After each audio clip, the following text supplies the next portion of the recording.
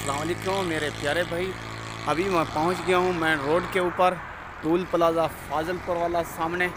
और सामने मेरा गांव है और मेरा फार्म है।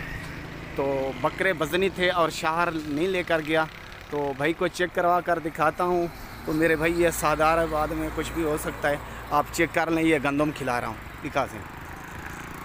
ये देखें मेरे भाई गंदम है, बड़े शौक़ से बड़े मज़े से ये देखें खा रहा है। और चला फिरा कर भी दिखाता हूँ। टूरवेन से ये पहले नंबर वाला टेवर माशाल्लाह उड़ते वाला जैसे उड़ते वाला। ये मेरे भाई आपके सामने आ रहा है,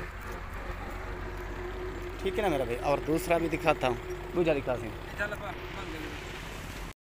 मेरे प्यारे भाई। ये दूसरा आपके सामने अभी गंदम खा रहा है।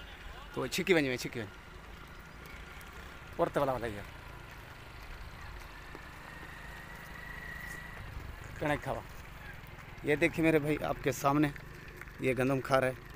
तो ठीक है मेरे प्यारे भाई, ये सामने मोटर आएगी तो भाई की अमानत अभी कार्गो करवाऊँगा। ओके भाई, कार की गाड़ी ख़त्म भाई। ये आपके पास सुबह पहुँचे।